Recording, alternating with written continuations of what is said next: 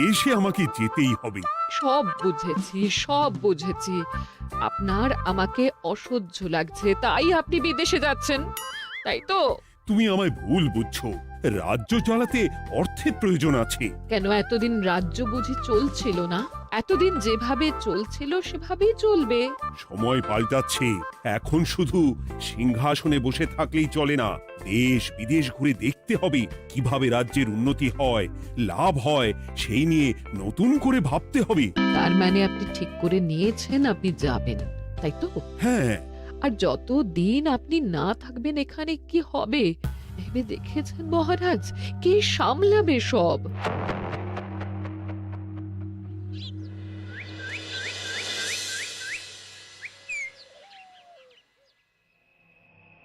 চিঠি?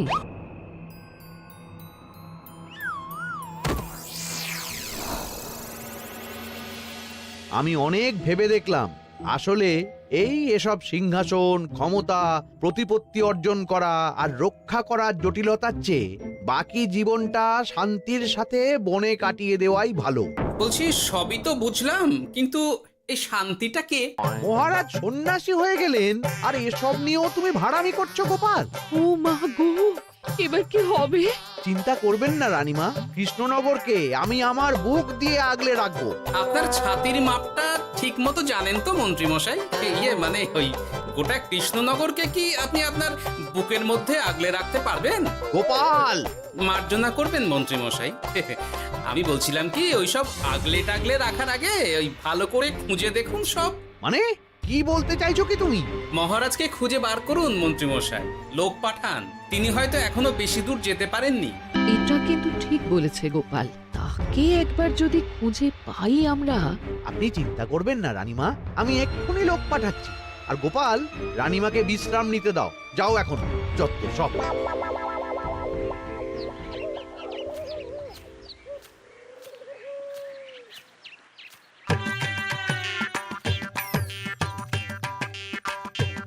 ওই গো, গেলে কই? এক ঘটি জল দাও দেখি। ওই জলই খেতে হবে, শুধু জল। ঘরে এক দানাও চাল নেই। যদি বাজারে না গেলে আজ হরি মটন। রাজ্যে রাজা নেই আর তুমি ঘরে চাল নেই বলে চিল্লামিল্লি করছো, চত্ব সব। ও মা গো, মহারাজ রাজ্যে নেই তো গেলেন কই? হ্যাঁ, বনবাসে। সে কি গো, এবার কি হবে তাহলে? কপালে যা লেখা আছে তাই হবে, আর কি। এই তোমার চাকরিখানা থাকবে তো? হ্যাঁ? না থাকলে বাটি হাতে বেরোবো, চিন্তা কি?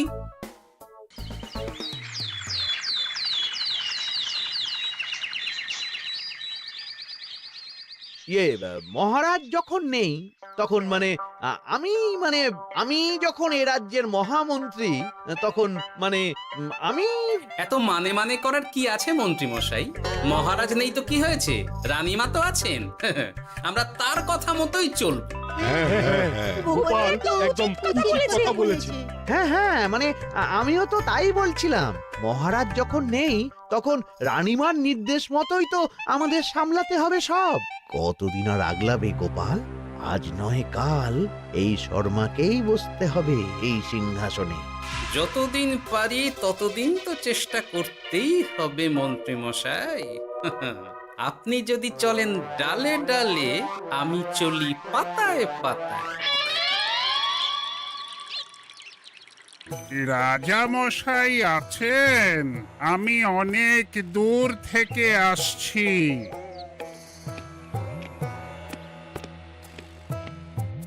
মন্ত্রীমশাই, একজন সাধু এসেছেন রাজামশাইয়ের সঙ্গে দেখা করতে। বলছেন অনেক দূর থেকে এসেছেন। জানো না মহারাজ এখন নেই? যাও, চলে যেতে বলো ওকে। মহারাজ নিরুদ্দেশ। এই মুহূর্তে সত্যিই যদি কোনো প্রাজ্ঞ সাধু বাবা রাজবাড়িতে তার পায়ের ধুলো দেয়, বলা তো যায় না যদি মহারাজের হদিস তিনি দিতে পারেন। ঠিক ঠিক, একদম ঠিক বলছেন পণ্ডিত মশাই। বেশ বেশ, ডেকে আনো তাকে, দেখি সে কি বলে। মহারাজ, আমার প্রণাম নেবেন। উনি মহারাজ নয়, উনি মন্ত্রী। আসুন সাধু বাবা, আসুন, আসন গ্রহণ করুন।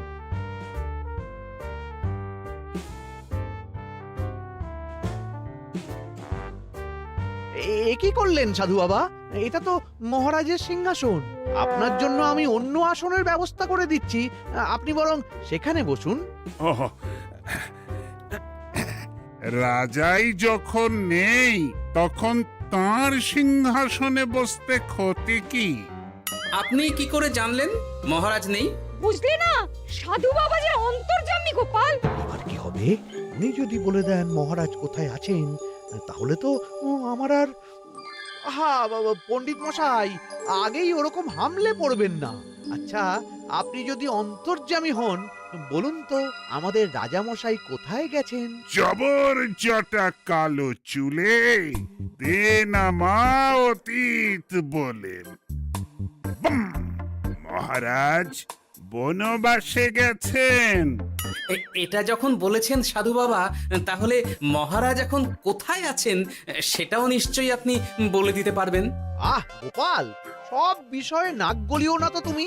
ঠিক ঠিক আছে, রাজা মশাইকে নিয়ে চিন্তা হওয়া তো খুবই স্বাভাবিক, কিন্তু গোপাল, রাজা মশাই বনবাসে গেছেন, তাকে আর সংসার মায়ায় বাঁধা ঠিক কাজ হবে না। এ আপনি কি বলছেন সাধু বাবা? মহারাজ না থাকলে রাজ্য চলবে কেমন করে? নতুন রাজা নির্বাচন করতে হবে। এই তো খেলা জমে গেছে, একে দিয়েই কাজ হবে মনে হচ্ছে। সাধু বাবা, এসব নিয়ে নয় পরে আলোচনা করা যাবে। এই কে আছো? সাধু বাবার পা ধুইয়ে দাও ভালো করে। না, বিষয়টা ঠিক সুবিধের মনে হচ্ছে না। আহা মন্ত্রী, করেছ কি? আমি সাধু মানুষ, এত খেতে পারি কি? ও বললে হবে না সাধু বাবা, আপনার জন্য নিজে দাঁড়িয়ে থেকে মহারাজের খাস হালুই করকে দিয়ে রাঁধিয়েছি সব। এ দেখুন না একটু, অমৃত অমৃত। বেশ বেশ, এত করে বলছো যখন, বাহ বাহ, চমৎকার চমৎকার। আমি জানি তো যে এমন খাবার আপনি আগে কখনো খাননি। তা বটে বটে, ভেবেছিলাম কটা দিন বিশ্রাম নিয়ে চলে যাব। এখন দেখছি যা আদর আতিথেয়তা শুরু করেছো তোমরা, তাতে তো মাস কয়েক কাটিয়ে না গেলে আমারই লোকসান হবে।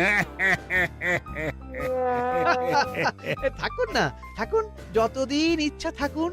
আমার ইচ্ছা অনুযায়ী সব চললে তো ওই গোপালের জায়গায় আপনাকেই সবার মহারথী করে রেখে দিতাম চিরকাল।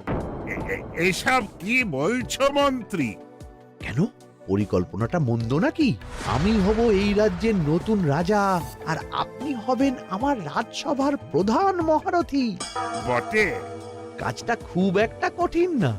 মহারাজ বনবাসে, আর আপনি নিজেই তো বললেন তাকে ফিরিয়ে আনাও ঠিক হবে না।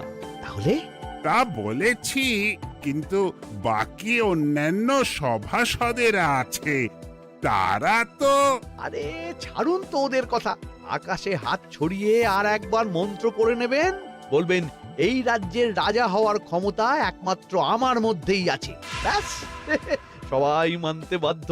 তারপর আমার একটা হিল্লে হয়ে গেলে আপনারটার ব্যবস্থাও আমি করে দেব, বুঝলেন? বুঝলাম, একেবারে জলের মতো পরিষ্কার। ব্যাস, কালই তাহলে কাজ শুরু করে দিন। বেশি দেরি করে তো লাভ নেই। বলা তো যায় না, মহারাজের যদি রানীমার জন্য মন কেমন করে, রাজ্যে ফিরে আসে, ওসব হওয়ার আগেই সেরে ফেলতে হবে সব কাজ।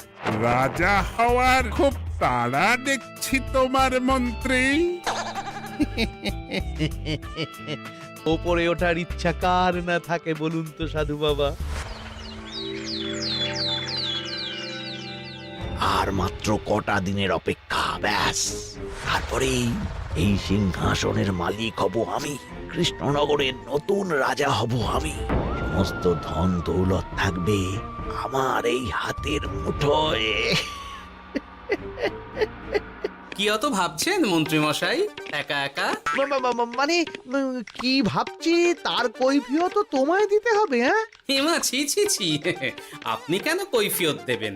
আপনার মুখ দেখলেই তো বোঝা যাচ্ছে যে আপনি কি ভাবছেন। তাই বুঝি? তা বলো দেখি কি ভাবছি আমি। আপনি ভাবছেন ওই কৃষ্ণনগরের সিংহাসনের কথা। শুনে ফেললো নাকি সব? আপনি ভাবছেন আমাদের মহারাজের কথা, তাকে কিভাবে ফিরিয়ে আনা যায় সেই কথা, তাই না? মহারাজকে যে আর ফিরিয়ে আনা যাবে না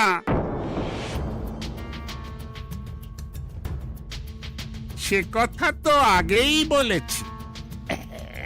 তাই যদি হয় সাধু বাবা, আপনি এর একটা কিছু বিহিত করুন, না হলে রাজা ছাড়া রাজ্য। ঠিক বলেছ, রাজা রাজ্য, নুন ছাড়া তরকারি, আলো ছাড়া দিন, জল ছাড়া জীবনের মতো। তাই যত দ্রুত সম্ভব নতুন রাজা নিয়োগ করা দরকার। কিন্তু এ বিষয়ে সিদ্ধান্ত নেওয়ার আগে রানীমার সাথে কথা বলা জরুরি। তার চেয়েও জরুরি একটা কাজ আগে করা দরকার। কিসের কথা বলছেন মন্ত্রী মশাই? গোপালের বহিষ্কার। এ আপনি কি বলছেন মন্ত্রী মশাই? একে রাজা মশাই, তার মধ্যে গোপালের মতো বিচক্ষণ মানুষকে রাজসভা থেকে বহিষ্কার করলে তো রাজ্যেরই ক্ষতি। এটাই হচ্ছে সমস্যা। এই কক্ষে যার যেটা কাজ নয় সে সেটা নিয়ে বেশি চিন্তিত। তুমি বিজ্ঞানী, তুমি বিজ্ঞানে মন দাও, রাজকাজ আমার দায়িত্ব।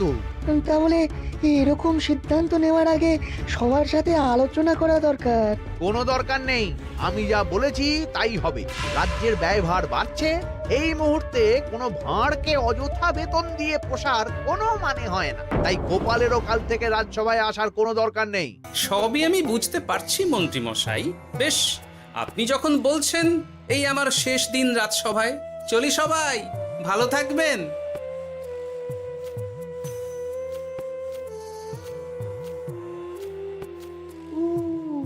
এত সহজে যে বেটা মাঠের বাইরে চলে যাবে বুঝতেই পারিনি আগে।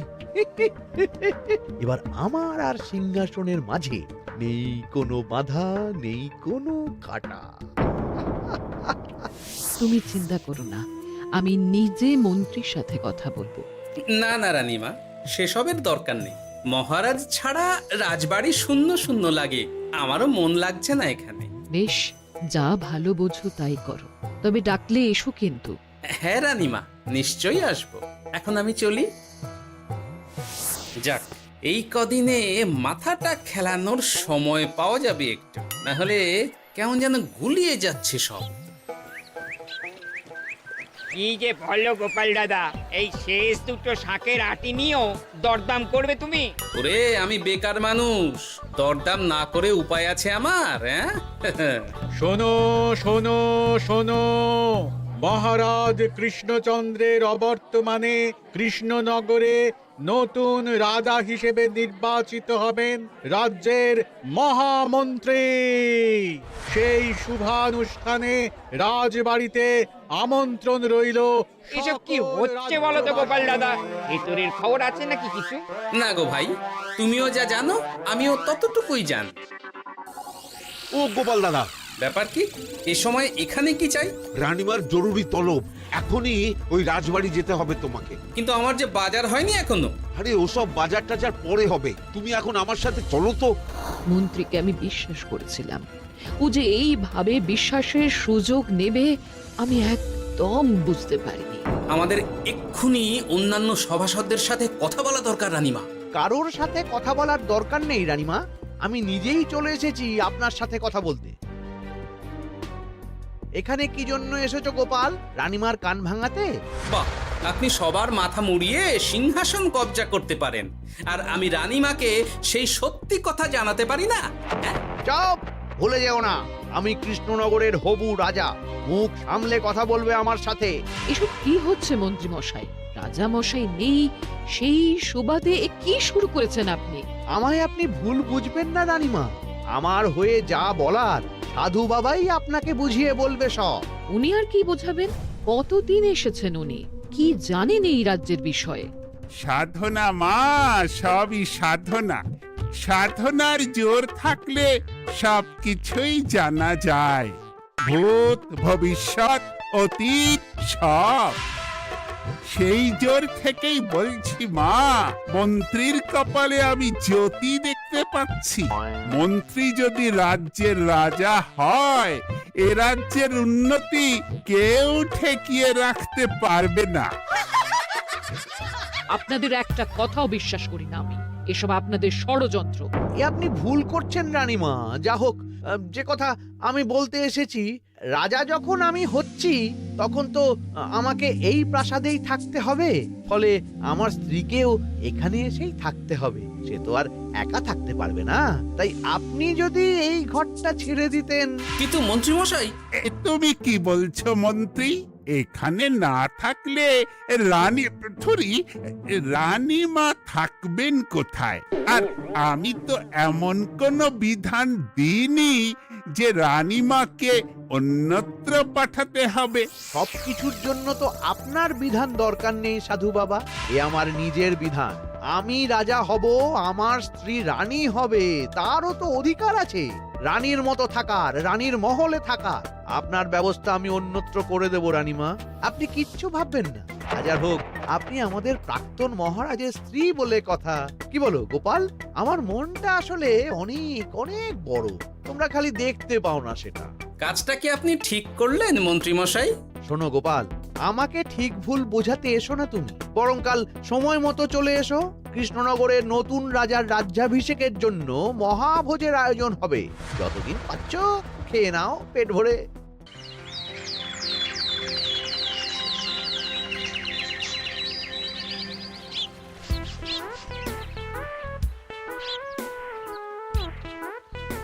আরে এগুলো আবার কি পরে আছে এখানে? কি এ তো মহারাজের পোশাক। এখানে এসব কি করে এলো? তাহলে কি মহারাজ? না না না, হিসেবটা কেমন যেন ওলট পালট হয়ে যাচ্ছে। সময় তো হয়ে গেল, নতুন মহারাজকে ডাকুন এবার। এসে গেছি, এসে গেছি। আসুন মন্ত্রী মশাই, আসুন। মুকুট নিয়ে দাঁড়িয়ে আছি আপনার মাথায় পরাবো বলে। সাধু বাবা, এবার মহারাজ বলা অভ্যাস করুন। মহারাজ। মহারাজের হদিশ পাওয়া গেছে মন্ত্রী মশাই, মহারাজের হদিশ পাওয়া গেছে। এই কি সর্বনেশে কথা! মহারাজের হদিশ পাওয়া গেছে মানে কোথায় মহারাজ? না না, মহারাজ না, মহারাজের পোশাক পরে আছে পুকুরের ধারে। আমার মনে হয় তিনি ওই পুকুরে ডুব দিয়ে নিরুদ্দেশ হয়ে গেছেন। ও তাই বলো? তা বেশ তো, প্রাক্তন রাজার জন্য না হয় কিছুক্ষণ নীরবতা পালন করে নেব আমরা, ব্যাস। এ আপনি কি বলছেন মন্ত্রী মশাই? মহারাজ সত্যি ওই পুকুরে ডুব দিয়েছেন কিনা সেটা তো তলিয়ে দেখা দরকার একবার। সেসব হবে আমি রাজা হওয়ার পর। নিন সাধু বাবা, মুকুট পরান। কিন্তু মন্ত্রী মশাই, আরো একটা দুঃসংবাদ আছে যে। ও আবার কিসের দুঃসংবাদ? মহারাজ যে পুকুরে ডুব দিয়েছেন সেই কথা বলতেই রানীমা অজ্ঞান হয়ে গেছে। তুমি যে কি করো না গোপাল, শুভ সময়ে অশুভ একটা সংবাদ দিয়ে দিলে তো সব বরবাদ করে। এই কে আছো? গ্রেপ্তার করো গোপালকে। তার আগে তোমায় গ্রেপ্তার করা হবে। এত বড় সাহস তোমার? হবু রাজাকে গ্রেপ্তার করার কথা বলো তুমি? আজ তোমার একদিন কি আমার একদিন। কিসের হবু রাজা? আমি কৃষ্ণনগরের আসল রাজা। হ্যাঁ, আমি। কি মহারাজ, আপনি? হ্যাঁ, আমি। অনেক দিন ধরে তো তোমার বাড়বাড়ন্ত দেখলাম, আজকে খেলা শেষ। কিন্তু গোপাল, রানী কোথায়? কেমন আছে সে? এক্ষুনি তার কাছে আমাকে নিয়ে চলো। রানীমা ভালোই আছে মহারাজ, কিচ্ছু হয়নি তার। কিন্তু তুমি যে বললে রানী অজ্ঞান হয়ে গেছে। এটুকু মিছে কথা না বললে যে আপনার লুকোচুরি খেলাটা এত সহজে শেষ হতো না মহারাজ। লুকোচুরি বটে, কিন্তু তুমি বুঝলে কি করে এত সব? প্রথম সন্দেহটা হলো যখন রানীমাকে অন্যত্র রাখার কথা বলতেই আপনি বিচলিত হয়ে উঠলেন, তখন। তারপর পুকুর পাড়ে আপনার পোশাক। ব্যাস এটুকুই, আর কিছু নয়। আর প্রথম দিন রাজসভায় এসেই সোজা সিংহাসনে চড়ে বসা। ব্যাস, একে একে 2 আর 2 2 4 করে ফেললাম। তারপর মনে হলো রানীমার প্রতি টান ফিরিয়ে আনতে পারে আপনাকে আপনার আসল রূপে। তাই এই মিছে কথা। অধমের অপরাধ মার্জনা করবেন মহারাজ। গোপাল, তোমার তুলনা নেই। কিন্তু মহারাজ, আপনি কেন এই ছদ্মবেশ নিয়েছিলেন তার আসল উদ্দেশ্যটা কিন্তু এখনো আমার কাছে পরিষ্কার হয়নি পুরোটা। আসলে আমি পরীক্ষা করছিলাম, বুঝলে, কিসের পরীক্ষা মহারাজ? যে আমার অনুপস্থিতিতে কে এই রাজ্য চালাবে তার পরীক্ষা। এবং আমি ঠিক করেছি যে কদিন ব্যবসার কাজে আমি বাইরে থাকব, ততদিন রানীর পরামর্শ মতো সমস্ত কিছু সামলাবে গোপাল।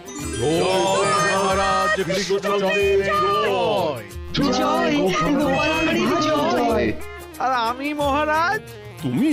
তুমি থাকবে পেয়াদা। এ কি, শুধু জল আর ভাত? আগেই বলেছিলাম বেশি বেরো না, বেরো না, রাজা হবেন। এখন খাও খাও, জল ভাত খাও। চেষ্টায় তুমিও আমাকে ভুল বুঝলে গিন্নি।